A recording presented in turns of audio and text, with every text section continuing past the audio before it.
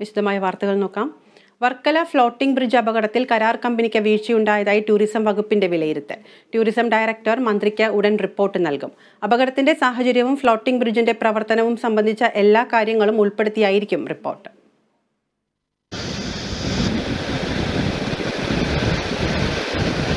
ഉയർന്ന തിരമാല സാധ്യതയുണ്ടെന്ന ദേശീയ സമുദ്രസ്ഥിതി പഠന ഗവേഷണ കേന്ദ്രത്തിന്റെ മുന്നറിയിപ്പ് ലംഘിച്ചാണ് അപകട ദിവസം ഫ്ലോട്ടിംഗ് ബ്രിഡ്ജ് പ്രവർത്തിച്ചത്.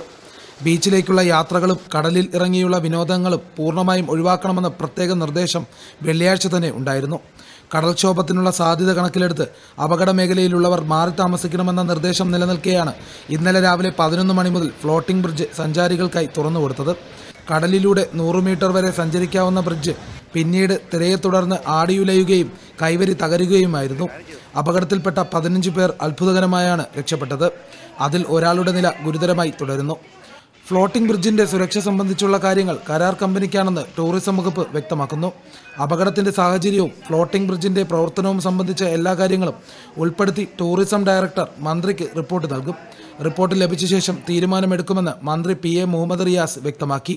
ചോദിച്ച് റിപ്പോർട്ട് നൽകാൻ വേണ്ടി ടൂറിസം ഡയറക്ടറെ ചുമതലപ്പെടുത്തിയിട്ടുണ്ട്. ആ റിപ്പോർട്ട് ലഭിച്ചതിന് ശേഷം മറ്റ് കാര്യങ്ങൾ എന്ത് എന്നുള്ളത് പരിശോധിച്ച് പോകുന്നു. അത് പൊതുവെ എല്ലായിടത്തും പരിശോധനകൾ നടത്തണം നേരത്തെ തന്നെ പറഞ്ഞിരുന്നു. കാലാവസ്ഥയിൽ മാറ്റങ്ങളുണ്ടെങ്കിൽ അതിനനുസരിച്ച് ശ്രദ്ധിക്കേണ്ടതുണ്ട് എന്നൊക്കെയുള്ള വിവരം നേരത്തെ കൊടുത്താണ്. അപ്പോൾ ഇത് എന്തൊക്കെയാണ് എന്നുള്ളത് റിപ്പോർട്ട് കിട്ടിയതിന് ശേഷം ഒരു തീരുമാനം കൈക്കൊള്ളും. സംസ്ഥാനത്തെ ബീച്ചുകളിലെ ശക്തമായ തിര ഇത്തരം ബ്രിഡ്ജുകൾക്ക് യോജിച്ചതല്ലെന്ന അഭിപ്രായം നേരത്തെ തന്നെ ഉയർന്നിരുന്നു. ഫ്ലോട്ടിംഗ് ബ്രിഡ്ജ് അപകട സാധ്യത ഏറിയതാണെന്ന് സംസ്ഥാനത്ത് ഇതുവരെയുള്ള അനുഭവങ്ങളും കാണിച്ചു തരുന്നു. വർക്കലയിൽ കുട്ടികൾ ഉൾപ്പെടെ കടലിൽ വീഴാൻ സാധ്യതയുണ്ടായിട്ടും വേണ്ടത്ര സുരക്ഷ ഒരുക്കിയില്ലെന്നാണ് ആരോപണം. Kerala vision news, Thiruvananthapuram.